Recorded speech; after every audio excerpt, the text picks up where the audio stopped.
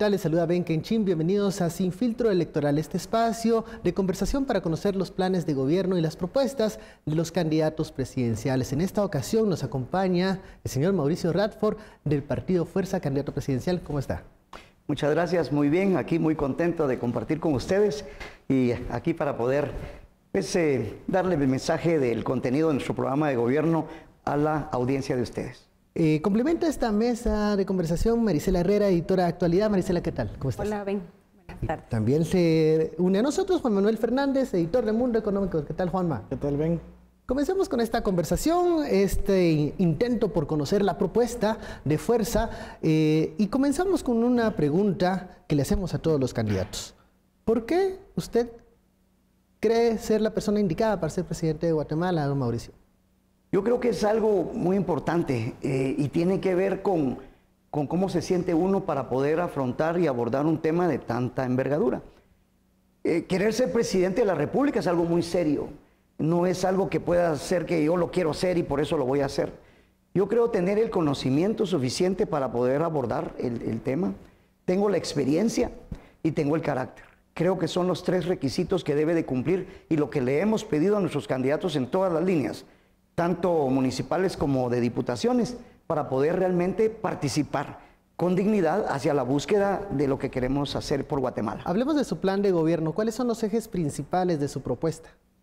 Nosotros hemos estado evaluando todo, el análisis completo de cómo está funcionando el Estado de Guatemala. No solamente el puro gobierno, sino el Estado en general, con las instituciones de los tres poderes y entidades autónomas y semiautónomas, etcétera. Hemos encontrado que la necesidad principal es la generación de empleo. Es lo único que nos va a poder permitir poder detener ese círculo vicioso en el que estamos metidos, de desempleo, de analfabetismo, de desnutrición crónica aguda, de pobreza, extrema pobreza. Entonces el empleo es clave para poder romper ese círculo y comenzar a vivir de una manera diferente. Pero tenemos que abordar también enfocados en el tema de la educación y en el tema de la seguridad y el combate contra la impunidad. Hay un tema que dijéramos es también demasiado importante para el país, que es el tema de la desnutrición en Guatemala. Ahí es donde va a estar el enfoque total de nuestro programa de gobierno y lo que queremos hacer y lo que vamos a hacer, pero tenemos que estar conscientes de que todo, a donde volteemos a ver en el Estado de Guatemala, en el gobierno, no está funcionando. Marisela. Sí, usted efectivamente habla de, yo ya tuve oportunidad de leer un poco acerca de su plan de gobierno. Usted menciona la parte de empleo y me gustaría preguntarle en ese sentido el tema de la generación de inversión. Usted habla de la manufactura ligera, habla de los BPOs y de los call centers. Sin embargo, me gustaría que ahondara un poco más en el tema de la manufactura ligera. Y me gustaría unir a esa pregunta el tema de los salarios diferenciados, que es una propuesta que también está dentro de sus ejes de gobierno, de sus posibles de llegar a la presidencia. Sobre todo, pero me gustaría enfocarme en que obviamente ya hubo una indisposición anterior a aprobar el tema del salario diferenciado. Bien, nosotros hablamos de manufactura ligera porque entendemos y comprendemos que lo que Guatemala está produciendo hoy por hoy lo tenemos que aprovechar. Pero tenemos que darle los valores agregados a lo que estamos produciendo para poder generar más empleo. ¿Qué quiere decir esto? Guatemala produce hortalizas, Guatemala produce frutas, Guatemala produce leche, madera, en fin, tenemos acceso a una serie de insumos que hoy por hoy producimos. La idea es que a través de zonas francas podamos crear las condiciones económicas de atracción de inversión en los diferentes lugares y con pertinencia en las áreas geográficas del país. Pensemos San Juan, Zacatepeques, ahí podemos producir muebles, pero no podemos producir esa cantidad de muebles. Tenemos que atrevernos a producir muebles para exportar, muebles en cantidades suficientes para que la creación del empleo sea lo que nosotros queremos hacer. Guatemala tiene eso ya de forma inmediata, entonces lo tenemos que aprovechar. Esa es una primera etapa. Ahora, la segunda etapa tiene que ver con crear condiciones diferentes para que podamos aprovechar las oportunidades que los mercados mundiales le dan a todos los países. Aquí tenemos que ser muy claros en que al hablar de los call centers, contact centers and BPOs, lo que hacemos nosotros es no solo pensar en el contestar el teléfono, sino son todas aquellas acciones que pueden hacer nuestros jóvenes profesionales en generar servicios digitales que puedan servir alrededor del mundo. Para ello necesitamos más trabajo, no es lo que ya tenemos hoy por hoy. como es, dijéramos, la industria ligera que queremos implementar. Porque hoy por hoy, cuando hablamos de la industria ligera, es poder procesar papa, que ya la producimos hoy. ¿Y poderla procesar en qué manera? Ahorita lo encostalamos, lo mandamos a El Salvador o a donde vaya, pero no le damos valor agregado. Si le damos valor agregado, vamos a producir papalinas, puré, cualquier cosa que podamos hacer, no solo con la papa, sino con todo lo que está produciendo Guatemala. En el caso de los BPOs, realmente lo que hay que hacer es generar las condiciones de competitividad que necesita el país para poder competir con Filipinas, con Nicaragua, con Ecuador, con Argentina, que son negocios que van a donde las condiciones son más atractivas para que se puedan desarrollar. Nosotros queremos implementar un programa de capacitación serio en tecnología y en inglés para jóvenes de 18 a 25 años que están sufriendo porque no tienen trabajo. Pero queremos hacerlo en cantidades importantes. Estamos hablando de becar 50,000 jovencitos en el primer año, de los cuales consideramos poder llegar a tener una capacidad de 30,000 empleos que pudiéramos absorber. Pero eso no es solamente porque yo lo decidí, es porque las condiciones se van generando. Hay que crear los centros tecnológicos y para eso es la oportunidad de oro para poder movernos a una desconcentración y descentralización de donde se producen los productos y servicios de Guatemala. ¿Qué quiere decir eso? Hemos encontrado en Escuintla, en Cobán, en Quetzaltenango y probablemente en el área de Mazatenango, Suchitepeques, todo por allá, la posibilidad de crear centros tecnológicos que puedan permitir de manera seria que podamos ofrecerle al mundo oportunidades de que vengan esas inversiones y que podamos colocar a nuestros jóvenes en trabajo en general. Don Mauricio, todo esto suena bien, pero requiere inversión externa y también interna. Y estamos en momentos en el que el país no tiene una buena imagen ante inversionistas. Fitch la semana pasada nos rebajó de estable a negativa la perspectiva de inversión. No bajó la nota, pero sí la perspectiva. Y a nivel interno, con las encuestas que hace el Vanguard mes a mes, pues también la confianza está por debajo del promedio. O sea, ¿cómo recuperar la confianza antes de todos estos planes que usted plantea? Nosotros hemos analizado lo que son los indicadores mundiales, que es sobre la base, digamos, la toma de decisiones que hacen las empresas en el mundo para poder llegar a invertir en países. Básicamente, el doing business, que es la forma de hacer negocios en Guatemala, tiene una serie de variables que tenemos que mejorar. Y ahí hay temas de seguridad, de certeza jurídica, de la forma de poder garantizar las inversiones que están viniendo al país, que no puedan ser, dijéramos, vulnerados los derechos de las inversiones cuando vienen a Guatemala. En fin, lo hemos analizado a profundidad y por eso nosotros pensamos primero en lo que ya producimos y a través de las zonas francas poder comenzar a generar ese empleo. Pero de forma inmediata tendría que ser este cambio de condiciones que tiene que ver con modificaciones a algunas leyes para poder generar esa certeza jurídica y tiene que ver con el ambiente, el entorno que se está generando en el país, porque hoy por hoy estamos polarizados, tenemos una polarización política que está ahuyentando las inversiones. Países como Nicaragua, países como Honduras, el mismo Salvador, están teniendo mejores oportunidades de atraer inversión que a la misma Guatemala. Si nosotros nos concentramos en poder mejorar esas partes de ese indicador del doing business, nosotros vamos a poder hacer cosas importantes y las inversiones van a comenzar a venir a Guatemala. Pero eso es muy complicado hacerlo solo desde el Ejecutivo. Así es. Por eso nosotros el mensaje que le damos a la población es que confíen en el partido Fuerza, en el caso particular mío como el líder que está, digamos, desarrollando todo este proyecto, pero tienen que darnos el soporte de los votos en el Congreso de la República, porque se necesita modificar un montón de leyes. Les pongo un ejemplo. Nosotros tenemos una ley de derecho administrativo. Esa ley en Costa Rica está desde hace un montón de años, que lo que hace es empoderar, dijéramos, a la burocracia, a las administraciones, para que puedan resolver el día a día del entorno sobre el cual fueron creados. Esa ley no existe en Guatemala y eso da certeza jurídica.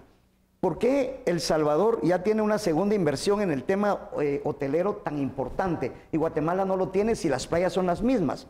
Porque la ley de OCRED hay que modificarla, hay que darle certeza a las inversiones hoteleras en las costas, tanto del Pacífico como del Atlántico, para que las inversiones vengan. Don Mauricio, pero sí. Usted está reconociendo entonces que ahora, en estos últimos tiempos, un presidente no hace mayor cosa o ha perdido mucho poder si no tiene el brazo del legislativo para echar a andar los proyectos de ley. Yo hice algo, ven, y es esto. Yo me reeduqué, por llamarlo de alguna manera, porque yo soy ingeniero en sistemas graduado en Marroquín desde los años 80 y pico. Y saqué mi maestría en administración de empresas. Y acabo de terminar mi maestría en gestión pública en la Escuela de Gobierno. Porque uno tiene que entender cómo funciona el sistema, cómo funciona el Estado. No se trata de creer lo que uno piensa. Aquí hay pesos y contrapesos. Si bien es cierto, nuestro sistema es presidencialista, que tiene un poder muy grande, el presidente, en la toma de decisiones del país, hay pesos y contrapesos. Esos pesos y contrapesos te lo dan, por ejemplo, el Congreso de la República. Ahí se aprueba el presupuesto de la nación, por poner un ejemplo. Y también están los contrapesos también de la Corte Suprema de Justicia y las otras entidades de control que tenemos como país. Continuando en el tema de la generación de empleo, ¿qué iniciativas va a impulsar para crear empleo digno? O sea, hablamos muchas veces de que se busca crear plazas de trabajo, pero también que éstas tengan dignidad, que sean bien remuneradas y tengan derechos laborales. ¿Cómo va a fomentar eso? Mira, este es un tema, y voy a lo que tú dijiste al inicio, es el tema de los salarios diferenciados, que es un tema bien complejo, bien complicado, que está en la mesa de discusión. Que fueron impopulares, hay que decirlo en su momento. Totalmente impopular. Pero también el gobierno no la hace bien, porque no vende las ideas de una manera técnica adecuada para que las personas entendamos la diferencia que es de vivir en la ciudad de Guatemala a vivir en San Miguel Acatán. Pero ¿cuál sería en ese sentido, digamos, la propuesta concreta de generar atracción de inversiones, no solamente con los centros de capacitación tecnológicos, digamos, sí, se entiende que son para mejorar el nivel educativo de la población, pero sí, también tienen que tener, bueno, hay una propuesta de Fundesa, las ciudades intermedias, que en un futuro lo que se buscaría y lo que se quisiera es que esas ciudades intermedias se conviertan en polos de desarrollo atractivos de inversión y obviamente con miras a mejorar la calidad de vida de los lugares para evitar las migraciones a la ciudad. De forma inmediata yo te diría que la pertinencia de lo que se está produciendo es lo que debe de hacer que actuemos para poder establecer zonas francas.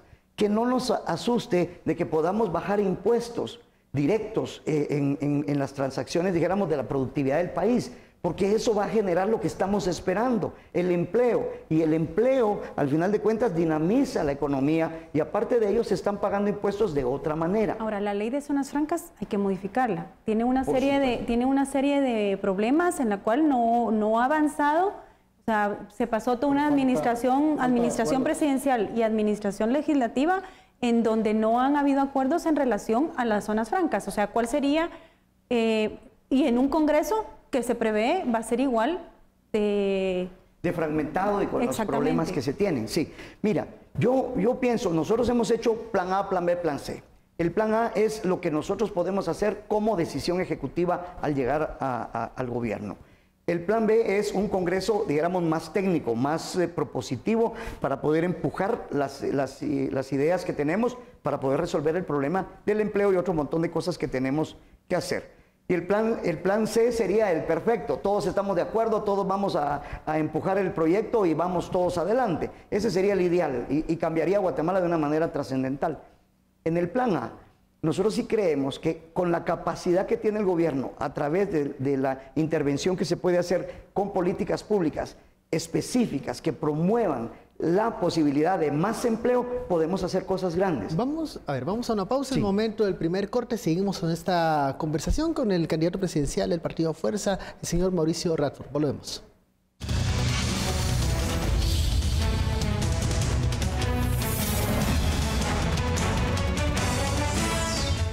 Regresamos a Sin Filtro Electoral en esta ocasión, conversando con el candidato presidencial del partido Fuerza, el señor Mauricio Radford. Termine su intervención, candidato. Gracias. Estábamos en la forma en que podemos reactivar de la manera del organismo ejecutivo. Y la idea es que sí existe forma de poder resolver mucho. El turismo es algo que está totalmente descuidado. Costa Rica, que no tiene casi nada de lo que Guatemala tiene, está al doble de turistas que lo que nosotros estamos atrayendo. Pero tiene que haber una coherencia, tiene que haber una organización, un liderazgo que lo que haga es que todas las instituciones del Estado vayamos al unísono en el mismo objetivo. Pero aquí cada quien jala por donde quiere y eso no permite que podamos darle el impacto que necesitamos a las acciones Mauricio, de gobierno. ¿cómo va a fomentar el turismo si no hay buenas carreteras, no hay buenas rutas de acceso, hay inseguridad? ¿Cómo van a venir todos esos turistas si no se ha presentado de una buena forma un plan coherente para impulsar un proyecto único que sea viable? ¿De visión de país? Sí. Sí. El país está sobreestudiado y hay propuestas de tanques de pensamiento y de organizaciones de todo tipo que han definido rutas que debemos de seguir para poder resolver. No hay que inventar el agua azucarada. Nosotros le vamos a dar el tinte y la estrategia específica que nosotros hemos adoptado en nuestro plan de gobierno. Pero ¿qué tenemos que hacer? Hacer que las cosas se den. En el tema de la infraestructura vial, tenemos que darle acceso a los sitios turísticos nuestros para poder lograr que las cosas funcionen. ¿Quién va a querer ir a Lanquín si no existe la infraestructura de transporte, o sea, digno para poder moverse en la parte, dijéramos, de Cobán hacia Lanquín? O sea, y tenemos bellezas naturales extraordinarias. Nosotros tenemos todo, Dios nos lo dio todo. Tenemos la cultura maya, tenemos la parte natural. Pero somos mal administradores, ¿verdad? Sí. Entonces, ¿sería una alternativa concesionar algunos de esos servicios, peajes en carreteras, por ejemplo? Por supuesto, aquí hay que hacer lo que tenemos a la mano, pero la ley esta de alianzas público-privadas no funciona. Lo único que está en vías es la carretera que se va a reconstruir de Escuintla para el puerto. De ahí no hay nada que realmente esté haciendo algo importante, porque las condiciones de la ley no lo permiten. Pero usted cree que la ley probablemente tenga sus problemas. Sin embargo, las alianzas público-privadas está probado en otros países que son una alternativa para la mejora de cierta infraestructura, en este caso las carreteras. Totalmente de acuerdo. Y nosotros vamos sobre esa línea. Pero para ello tenemos que modificar la ley de expropiación. Porque no podemos hacer que el Congreso se siente cada vez para poder establecer una viabilidad que necesitamos para las grandes mayorías en función de la propiedad de una persona individual. No quiere decir que no le vamos a pagar a precio justo lo que corresponde, pero de lo que sí tenemos que estar claros es que si hacemos una ley técnica adecuada para poder hacer la expropiación, entonces el desarrollo va a comenzar a pasar donde tiene que pasar. Nosotros hemos establecido en nuestro plan de gobierno específicamente una serie de puntos que van a hacer que vamos a poder mejorar la velocidad del transporte de personas y productos, que esos son índices de competitividad del doing business y de otro tipo de cosas. ¿Y en cuánto es su estimación? En el tiempo. En el tiempo. En el tiempo. Este paso del libramiento salió exageradamente caro. Nosotros tenemos que pensar alrededor de 2 millardos de quetzales en poder hacer toda la parte de libramiento, pero en todo el país, porque tenemos problemas en Cuyotenango, en Palestina de los Altos, en San Juan Ostuncalco. No se ha hecho los viales, los pasos viales en Cuatro Caminos, en los encuentros. O sea, tenemos que desfogar, tenemos que resolver, pero sí tenemos que aprovechar la posibilidad de hacer alianzas público-privadas para poder resolver el problema. Porque es la única forma.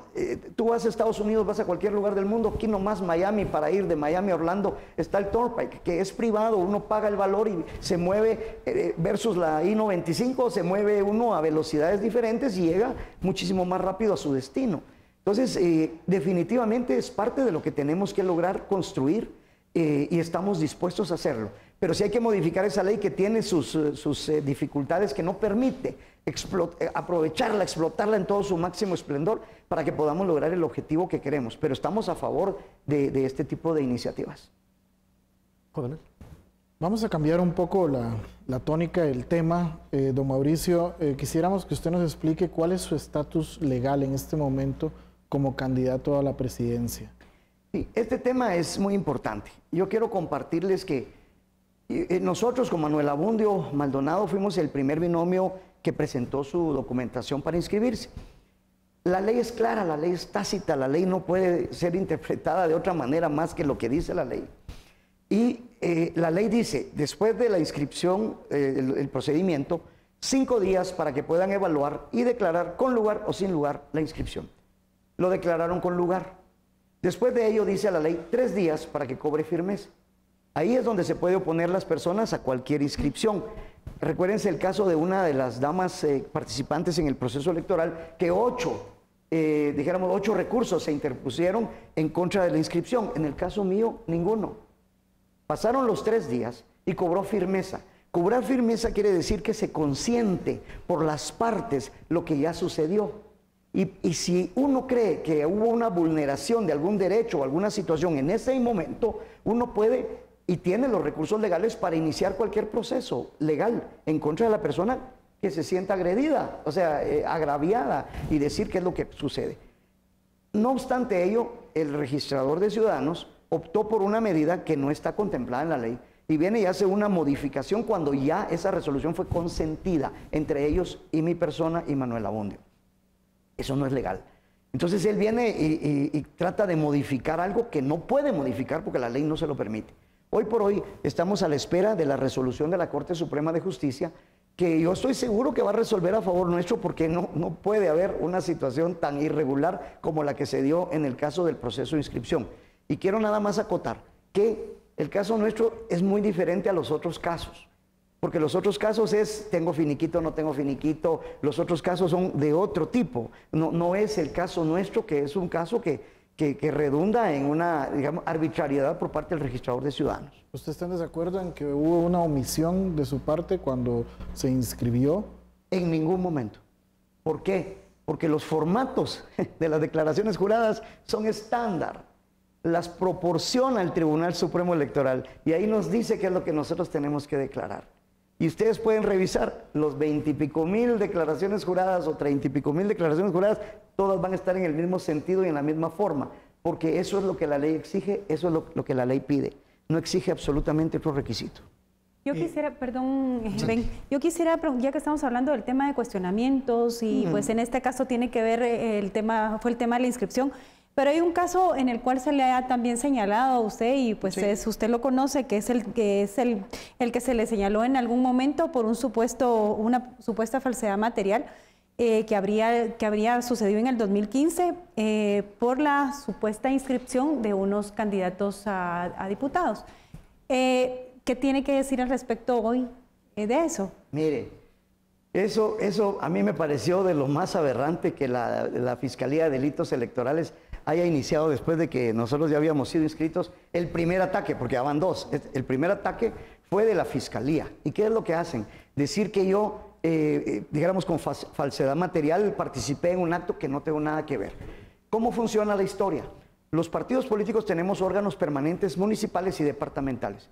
Yo no puedo estar en todas las sesiones y no es mi obligación estar en las sesiones porque son acciones que devienen del propio, digamos, de la propia acción de cada uno de las, digamos, de los órganos permanentes del partido. Yo no estuve presente en esa sesión. ¿Qué es lo que hacen? Me pasan a mí lo que resolvió el órgano permanente y yo lo único que hago es pedir la inscripción, porque eso sí la ley me lo mandata. Y yo digo, bueno, con base a lo que me están presentando, yo solicito y eso es todo. O sea que ahí definitivamente no hay ninguna situación de irregularidad y la Corte Suprema de Justicia así lo identificó y de hecho en su resolución lo dice, tiene tinte político.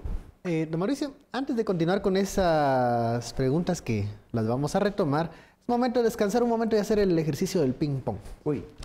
Ya le expliqué cómo es la dinámica, por favor. Sí, una palabra posible. Ajá, una palabra y lo que le venga a mente, por favor, nos dice y va a comenzar Marisela, por favor. RENAP. Registra lo más hermoso e importante de Guatemala a su gente. Easy Marketing. Empresa que proveyó los servicios para poder documentar a 11.5 millones de guatemaltecos con el tema del DPI. Tribunal Supremo Electoral. Institución que debe de velar y debe de garantizar la transparencia, principalmente en este evento electoral. Alejandro Yamatei. Una persona que por muchos años ha buscado la presidencia de la República. Religión. La libertad que tenemos de hacer nuestra comunicación con Dios. Sector productivo. Importantísimo y clave para el desarrollo del país. Plazas fantasma. Un mal terrible que debe de combatirse a toda costa. Turismo. Oportunidad que tienen los guatemaltecos de poder salir adelante. Aeronáutica Civil. Una institución que debe de promover cielos abiertos y buscar oportunidades para fortalecer la movilidad productiva y de personas. CICIG. Institución que fue un buen experimento, una buena técnica, pero que se politizó. Prisión preventiva. el derecho de todo guatemalteco, siempre y cuando no existan las condiciones para que pueda afectar los procesos legales que se están siendo imputados a las personas. Continuamos, don Mauricio. ¿Derecha o izquierda? Derecha tendiendo al centro. ¿Transfugismo? Terrible. Falta de lealtad, falta de valores y de principios. ¿Migración? Un problema que se ha generado por la falta de oportunidades que le brindamos a nuestra población. ¿Industria de call centers? Una oportunidad para poderle dar niveles de salario a los jóvenes arriba del salario mínimo. ¿Carreteras de Guatemala? Un desastre. Vayan a Huehuetenango, San Miguel Agatán y por ahí. ¿Pacto de corruptos? Término utilizado para todo aquel que está en contra de una posición ideológica. ¿El sector informal? La base sobre la cual debemos de entender que podemos apuntar parte del desarrollo de nuestro país.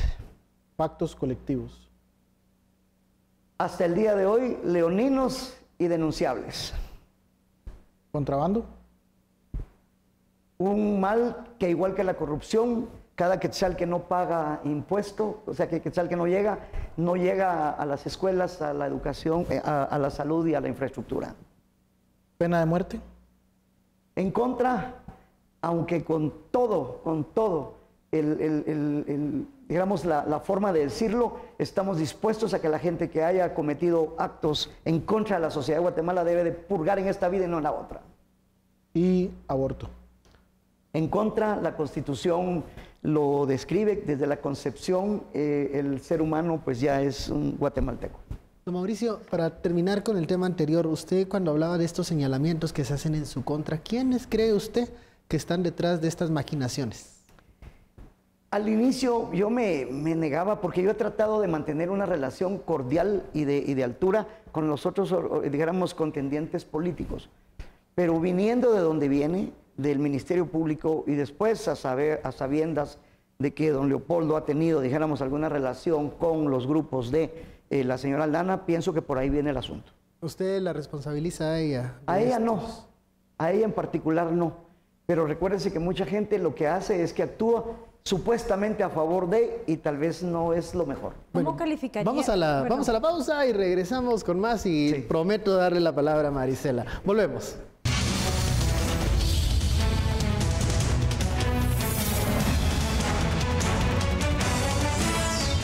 Regresamos a Sin Filtro Electoral conversando con el candidato presidencial del partido Fuerza, Mauricio Radford, y es momento de que el propio candidato nos diga qué trata de decir en este mensaje de un video que hemos encontrado de la campaña del partido Fuerza. Producción, adelante. Fuerza, en su primera participación, demostró ser un partido con credibilidad y una nueva forma de hacer política, logrando 313.628 votos. Es por eso que no tenemos duda que para las elecciones de 2019 lograremos cumplir nuestros objetivos, que son: lograr 50 escaños en el Congreso de la República, 100 alcaldías municipales y lograr la administración central. Mauricio, algunos dirán que esa es una proyección muy para este 2019. Cuéntanos. Yo soy ingeniero de sistemas y yo trato de no hacer castillos en el aire. Trato de ser técnico y en evaluar qué es lo que podemos y no podemos hacer. Han habido situaciones, este daño que nos hizo, digamos, la Fiscalía Electoral y todo este vaivén que se ha dado en nuestra participación, ha tenido repercusiones ya de forma inmediata. Nosotros perdimos alrededor de 10 candidatos a alcaldes que se retiraron, o sea, eran tal vez de los últimos que habían llegado, porque nosotros ya logramos inscribir más de 160 candidatos a nivel municipal. Entonces, las proyecciones uno las hace con base a ciertas condiciones que se pueden ir dando. Nosotros creemos hoy por hoy, con la convicción de lo que hemos logrado y lo que se está trabajando, que no vamos a tener una bancada de menos de 25 diputados. Y si nos va bien, vamos a llegar a 35. O sea, sí hay una diferencia, obviamente, en nuestra proyección, pero esto es algo de lo que queríamos nosotros motivar y empoderar a nuestra gente, de lo que queremos lograr y vamos a lograr. Pasar de 2 en el 2015 a 25, Sí. ¿no es muy ambicioso, don Mauricio? No, porque nosotros trabajamos desde enero del 2016 y hemos consolidado, y ahí pueden ver en las redes sociales capacitaciones mes a mes. Empezamos un grupo de 40, 50 personas y la última de liderazgo, no de personas, dijéramos, dijéramos de que se convirtieran en aliados nuestros, no. La última reunión que tuvimos fue de más de 500 personas, liderazgos municipales y departamentales. Y si entran a ver, tenemos presencia en Melchor de Mencos, en San Miguel Acatán, tenemos en San Juan Ostuncalco, tenemos en Ocos. O sea, eso no lo tuvimos hace 4 años. Su opinión de las encuestas y los sondeos, en donde, bueno, Fuerza no sale tan bien. Sí, las encuestas, desde mi punto de vista... Como ingeniero. Yo creo que técnicamente habría que revisar cómo es que realmente las hacen. Porque al inicio sacaban encuestas, no sé si se acuerdan, donde no nos ponían a los que estamos participando. Entonces, ¿cómo va a ser alguien que diga, bueno, puedo votar por Mauricio Radford si ni siquiera aparezco en el listado de los potenciales? No sé si me explico. Entonces, eso nosotros analizamos. Hoy por hoy, yo sí les puedo decir que nosotros, ¿se acuerdan ustedes que siempre existe en el cálculo de asignaciones de diputados el método de minorías? Claro. Entonces, nosotros por minorías, por muy que lo quieran decir de alguna manera, nosotros vamos a ganar esos 25 escaños. Pero podemos llegar a tener 35 y eso es lo que estamos luchando, por ese trabajo de campo de día a día que está realizando nuestra gente. De las administraciones municipales, nosotros hemos evaluado que podemos ganar 50. Tenemos excelentes candidatos a alcaldes y si nos va bien podríamos llegar a 75. Entonces yo sí creo que Fuerza va a dar una respuesta, o sea, va a tener una posición preponderante dentro del entorno político nacional. O sea que usted cree que este año, perdón Juanma, este año sería, digamos, el año de fuerza para las diputaciones y para la alcaldía más que para la presidencia. No, yo creo que podemos nosotros ganar la presidencia por ese trabajo. O sea, ¿qué quiere decir esto? Nosotros tenemos 2 frentes. El primer frente es la organización. Aquellos partidos que están inscribiendo 10, 15 candidatos a alcaldes no tienen la posibilidad de poder llegar a tocar la puerta en el área rural para poder convencer a las personas de las posibilidades de un proyecto político. Nosotros sí lo tenemos y lo estamos aprovechando y lo estamos logrando. Por otro lado, la parte urbana, que es la que votó por nosotros en el último evento electoral, porque nosotros nuestro resultado lo tuvimos en 19 municipios. Ahí tuvimos 300,000 votos en 19. O sea que hubieron 200 y pico municipios donde tuvimos votos de 4 fue el más bajo, de 4 a 99.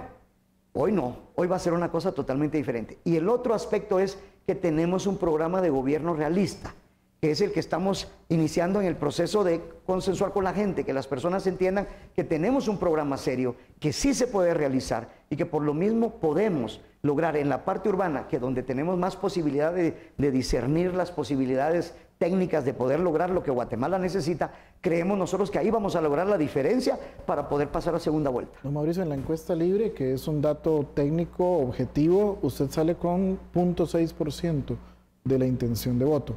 ¿Cómo lo analizaron a lo interno del partido ese dato? Y tal vez ahí preguntarle qué hacer para revertir ese 0.6%. Sí, yo me acuerdo, y lo pueden ustedes revisar, porque tienen aquí todo su acceso de información, con todo respeto, que en el evento pasado no nos sacaban, ni siquiera con el 0.6%, y tuvimos el 4º lugar. O sea que dijéramos, las condiciones pueden variar y también hay que interpretar qué es lo que está sucediendo en el entorno cuando se hacen las propuestas y qué es lo que está pasando en términos generales. Hay partidos que a lo abierto están utilizando las redes sociales, a pesar que es prohibido, para poder hacer promoción. Eso es ilegal. Y así hay una serie de condiciones. Pero honestamente les digo, yo soy seguro que con lo que estamos trabajando podemos nosotros lograr revertir ese porcentaje, por supuesto, porque creemos que estamos muchísimo más arriba. En la parte digital, que hay otras alternativas de votos que uno puede hacer, he aparecido en el 3º, en el 4º lugar. En la parte digital, esa es más urbana, desde mi particular punto de vista como ingeniero en sistemas. Bueno, tal vez algunas acotaciones en el tema, ¿verdad? Hace 4 años fue una elección bastante atípica. Esta también es una elección, esta es una elección también bastante diferente en relación y diferente a los motivos de la elección de hace 4 años. Así es. Ahí me gustaría preguntarle, ¿Cuál es su visión del Tribunal Supremo Electoral, entendiendo ya lo que usted dijo y de las relaciones y correlaciones que usted está haciendo en el tema del registro de ciudadanos y de lo que sucedió con su persona y el partido? Pero ¿qué espera usted del Tribunal Supremo Electoral en estas condiciones, con una ley electoral y de partidos políticos muy diferente a la que se corrieron con las elecciones del 2015? Yo creo que hubieron errores graves del tribunal, pero nunca voy yo a poner en duda que vaya a haber fraude. Yo les puedo garantizar que no puede haber fraude, porque yo fui, dijéramos, la empresa que trabajó con el Tribunal Supremo Electoral cuando por primera vez se transmitieron resultados electorales en Guatemala. No existían los celulares. Este fue el evento cuando ganó Álvaro Arzú. Se transmitió a través de línea de cobre y nosotros fuimos la empresa que conectó en la Junta Electoral del Distrito Central las computadoras para transmitir resultados electorales. Por eso entiendo y comprendo cómo funciona el sistema. Y fraude como tal no va a haber. O sea, que alguien diga, no, van a cambiar los datos electrónicos o van a hacer algo así, no puede existir. Lo que yo sí le achaco y demando de alguna manera del Tribunal Supremo Electoral, que también hemos tratado de mantener una relación correcta, o sea, técnica, adecuada, con la institución que es la que rige el proceso eleccionario. Yo lo que pienso es que no hicieron el trabajo a tiempo. Tuvieron que haber definido los criterios sobre los cuales iban a inscribir o no inscribir. Entonces todo el mundo hubiera estado claro de lo que se podía y lo que no se podía hacer. Ejemplo, el transfugismo. Bueno, que si era antes de la ley, pues, y instituciones que ya no existen como Líder o PP, pues entonces el trato va a ser de esta forma, la interpretación es así. Se han escudado en que como tenemos que conocer, no podemos definir, dijéramos, un criterio, porque entonces ya no podríamos conocer al momento de que vengan las acciones legales. Pero para mí que sí, debieron ellos de haber establecido técnicamente qué es lo que debería de haber pasado en cada uno de los casos, porque hoy lo que hay es que a este sí lo corrijo. Hoy el registrador o ayer dice, no, que como me están rechazando todo allá arriba, mejor ya cambié mi criterio. Y el mismo ex magistrado presidente del Tribunal Supremo Electoral le dice, eso es una locura, usted tiene que mantener su autonomía, su independencia y continuar su posición técnica. Entonces eso es bien grave. Pero sí llama a respetar el resultado del 16 de junio, Total, sea el que sea. Porque yo conozco cómo funciona el sistema y cómo es que, digamos, los partidos tenemos el derecho de tener fiscales y llevarnos una hoja del resultado y podemos hacer nuestra cuenta independiente. O sea que en el caso de lo que resulte de cada mesa, yo sí les diría, para mí que va a ser lo válido y totalmente aceptado ante la institución que es el Tribunal Supremo Electoral. Cambiemos un poco de tema, hablemos de combate a la corrupción. Usted plantea la creación de una comisión nacional contra la corrupción. ¿Qué sería este esfuerzo? ¿Un superministerio público o siempre con la ayuda de agentes extranjeros? ¿Qué? Desde antes nosotros hablamos de una CICIG reformada, con condiciones totalmente diferentes a lo que hemos estado viviendo. ¿Dónde es que desde mi particular punto de vista se perdió la historia? Es cuando comienzan a darse juicios de valor. Porque un diplomático no puede dar juicios de valor, de pobreza, extrema pobreza, de que si son nuestras costumbres o no. O sea, no puede dar juicios de valor. El apoyo que nosotros requerimos siempre fue técnico en transferencia de conocimiento y transferencia de tecnología para empoderar a nuestras propias instituciones, en este caso particular el Ministerio Público. Nosotros hemos establecido 5 grandes problemas que tiene el país, aparte del día a día, porque el día a día del guatemalteco son los asaltos a los buses y el problema de la extorsión. Pero los mega problemas del país tienen que ver con corrupción, tienen que ver con contrabando, tienen que ver con trata de personas, tienen que ver con narcotráfico y maras y pandillas. Por eso es que nosotros proponemos la creación de una institución de derecho público, una Comisión Nacional contra la Impunidad, que atienda estos grandes flagelos que nos agobian como país. ¿De qué manera? Que se tenga la coordinación del Ministerio Público y todas las entidades que están empoderadas legalmente y que tienen la obligación de resolver el problema a nivel nacional. De tal manera que los países amigos puedan hacer la contribución en el conocimiento y en los temas de tecnología para que podamos empoderar de una manera técnica a nuestras propias instituciones y que podamos resolver parte del problema en el que estamos metidos con esos graves problemas del país. ¿En ese escenario excluiría a la ONU? Excluiríamos a la ONU como tal, pero invitaríamos a la comunidad internacional de tal manera de que se hicieran estos procesos. Y debe de ser algo, miren, así como todo el mundo abre sus cuentas, los partidos, todos, que debe de ser parte de, también CICIG debió haber abierto sus cuentas, saber en qué se está gastando sus recursos. O sea, creo que era parte de lo que debimos de haber recibido por parte de el mandato que se le otorgó. Hay una intención de publicar estos gastos y las finanzas de la CICIG, pero eran recursos que no son de los guatemaltecos, son de los países amigos quienes daban estas donaciones y que no eran un gasto para el Estado de Guatemala. Entonces, ¿qué diferencia? ¿Cuál es su reparo en el tema de las finanzas? Yo creo que todo lo que tiene que ver con Guatemala debe de ser abierto y público, porque no podemos permitir que cualquiera venga a hacer lo que quiera en nuestro país sin saber cuáles son los destinos y los orígenes y las intencionalidades que tenemos como país. O sea, creo que sí es importante que cualquiera que quiera venir a apoyar, lo haga de forma abierta. En todo caso, es una modificación al mandato, una nueva invitación tal vez a una creación de una CICIG 2.0, pero sí usted está de acuerdo en que se necesita un modelo de ayuda externa para venir a intervenir la corrupción en Guatemala. Sí, pero hay otros temitas que son importantes. Por ejemplo, usted no puede amedrentar al sistema judicial. Porque si usted es el que está investigando, ni modo que va a ser el que le va a obligar al juez a que dicte con base a lo suyo. Le pongo el ejemplo. En el caso particular, cuando fue un ataque en contra de mi persona en el tema del RENAP, que no fue en contra de Mauricio Radford, sino contra el directorio completo, y no fue corrupción, sino que fue abuso de autoridad, la CICIG participó. Gracias a Dios la CICIG se retiró en el 2014 voluntariamente. Eso todo estuvo bien. Pero la jueza novena, que dijo, en este caso no debe de estar la CICIG, cuando le dicen no, que no puede estar, la ponen de jueza de la impunidad. Entonces, ¿cómo? O sea, ellos entonces deciden quién es juez de la impunidad, quién no. Entonces ellos mejor que se vuelvan jueces y que se vuelvan todo. O sea, creo que se desvirtuó la forma en que debió haber trabajado técnicamente.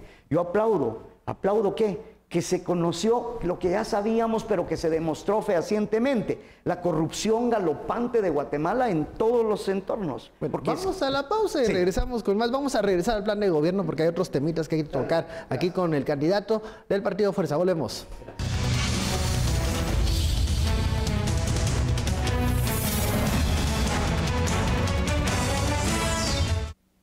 Regresamos a Sin Filtro Electoral, en esta ocasión, hablando con el candidato presidencial del Partido Fuerza, señor Mauricio Radford. Tiene la palabra, Juanma.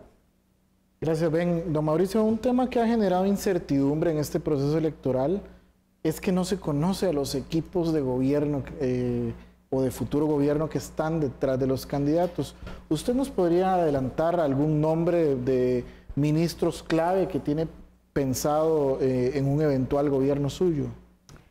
Fíjese que nosotros hemos logrado recibir el talento, el conocimiento de mucha gente. Que ad honorem ha dado horas de su tiempo para poder construir este programa de gobierno que yo creo, tal vez sería muy así como presuntuoso decir que es el mejor. Pero yo no diría que es el mejor, pero que es el más realista, el que sí se puede ejecutar porque tiene las fuentes de financiamiento, tiene cuándo lo podemos hacer y qué es lo que vamos a hacer.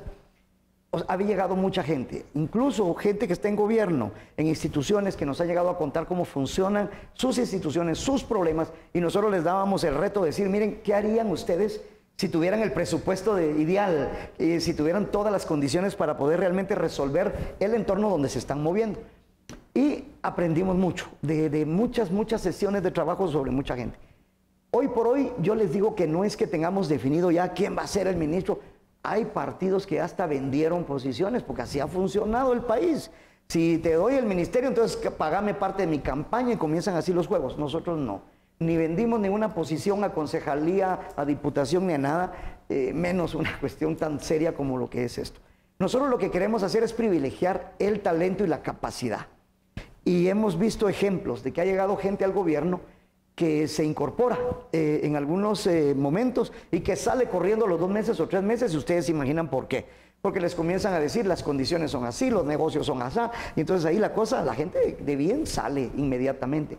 Cuesta mucho hoy que personas con talento y con capacidad quieran adoptar la posibilidad de participar, Porque vemos casos trágicos como el del señor Quirín en el X y cuestiones así que lo llevan a estar en problemas serios. Mauricio, tiene dos nombres que se puede hacer público que están detrás de su equipo. Yo le digo quienes quisiera, que he conocido y que son de tanques de pensamiento y personas con mucha capacidad. No les he dicho, mira, quiero que seas mi ministro, pero Hugo Maúl me parece un extraordinario economista, una persona con capacidad y talento. Él fue mi maestro en la escuela de gobierno. No es que me vaya a jalar a todos los de la escuela, pero ahí conocí a mucha gente con talento. Nicolás Virsi.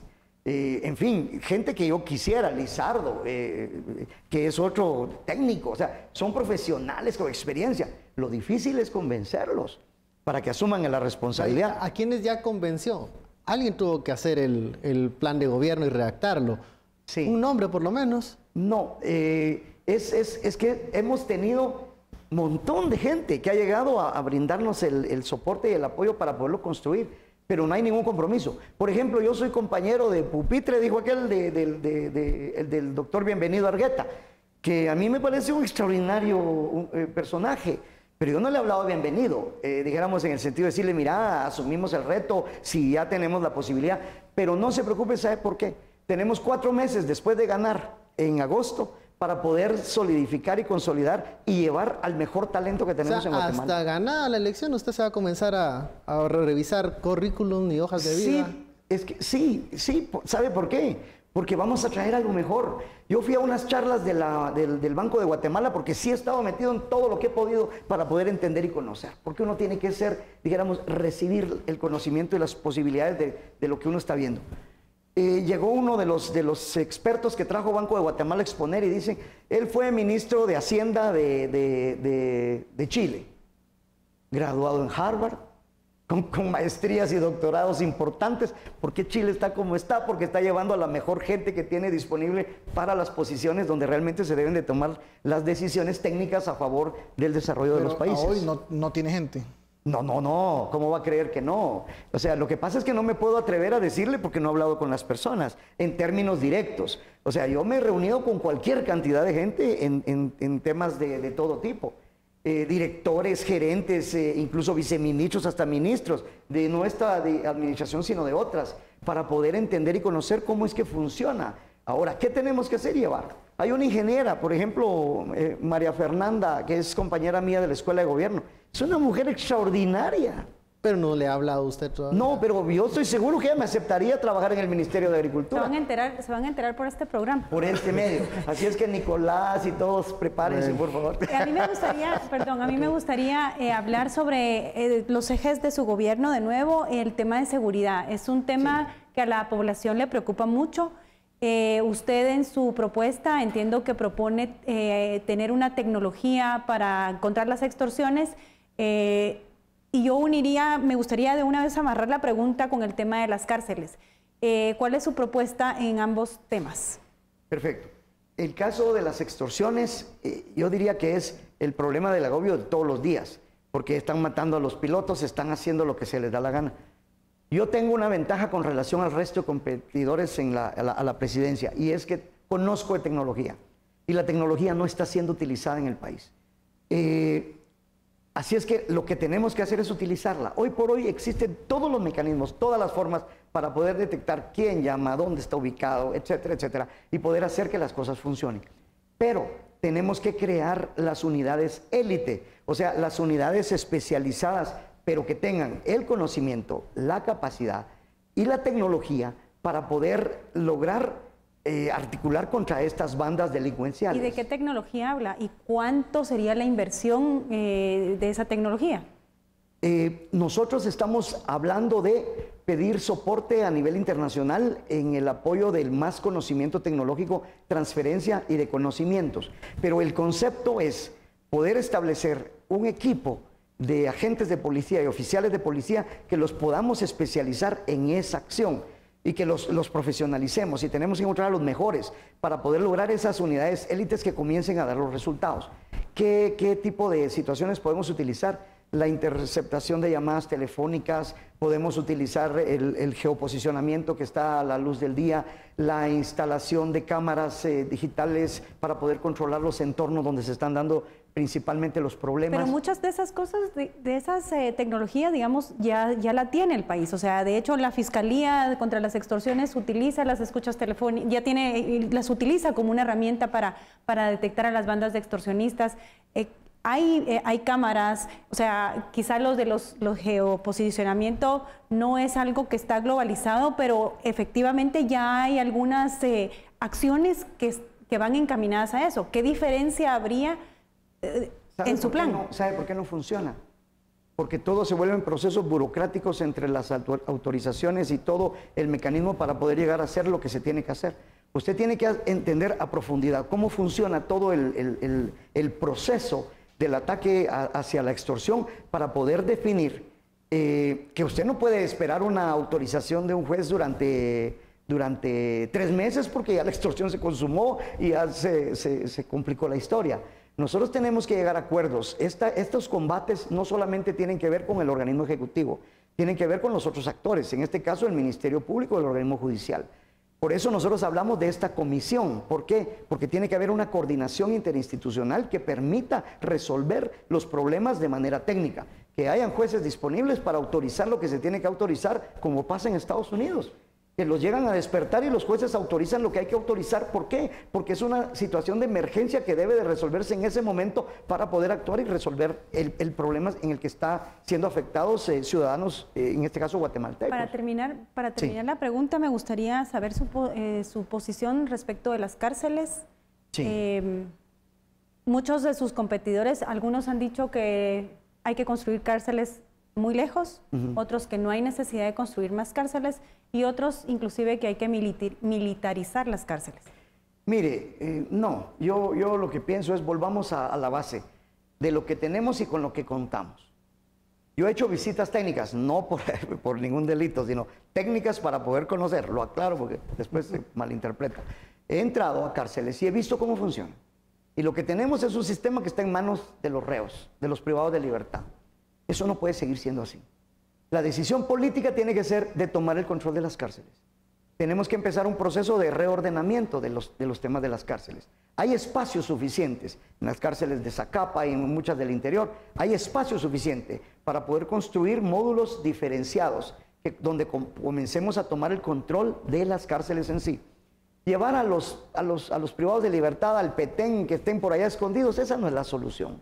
La solución es, tenemos que establecer lo que tenemos hoy en día y que sí existen espacios y posibilidades para poder crecer la infraestructura carcelaria del país y comenzar a trabajar sobre esa base de forma inmediata. Pero cuando nosotros no llevamos compromisos con nadie y no vamos sobre la idea de volvernos parte de ese negocio de ilícito, de cómo funciona el sistema carcelario, entonces sí podemos tomar las decisiones con toda tranquilidad y poder hacer que el proceso comience a funcionar a favor del pueblo de Guatemala. Don Mauricio, ha llegado el momento para que usted dé su mensaje final a la audiencia. 2 minutos son suyos. Muchas gracias. Pues miren, para empezar, pues yo me imagino que mucha gente no me conoce. El sistema electoral, como está hoy, no nos permite la posibilidad de habernos presentado con anticipación. Yo soy una persona común y corriente, lo que quiero es que las cosas sucedan, soy una persona de acción, me gusta trabajar con la gente, me gusta tener equipos de trabajo que resuelvan los problemas y que podamos hacer que las cosas comiencen a cambiar en Guatemala. Creo que he asumido con responsabilidad el liderazgo que estoy presentándole a la población, porque me he educado, me he preparado para poder asumir este reto. Tengo la experiencia, conozco cómo funciona el Estado para poder hacer esos cambios que Guatemala necesita. No soy Superman, no soy la persona que puede resolverlo todo junto. Esto es un sistema en el que hay pesos y contrapesos, pero lo que sí puedo decir es que podemos contratar a las mejores personas para que hagan la función que Guatemala necesita. Sé que hay mucha apatía, sé que hay mucha decepción, pero tenemos que volver a tomar una decisión. Hemos tomado decisiones de todo tipo a lo largo de nuestra carrera democrática desde 1986, pero hoy les digo, consideren a Fuerza como una posición real, como una alternativa real, seria, que puede iniciar el proceso de transformación que nuestro país ha estado demandando. No solamente Mauricio Radford, sus candidatos a alcaldes y sus candidatos a diputados. No les vamos a defraudar porque lo que queremos es poder llegar al poder, pero para poder servir. Muchas gracias. Bueno, hemos llegado al final de esta conversación. Muchísimas gracias, don Mauricio. Gracias. Compañeros, muchas gracias por enriquecer esta conversación con el candidato del Partido Fuerza. Y a usted, muchas gracias por su sintonía. Esto fue Sin Filtro Electoral. Nos vemos.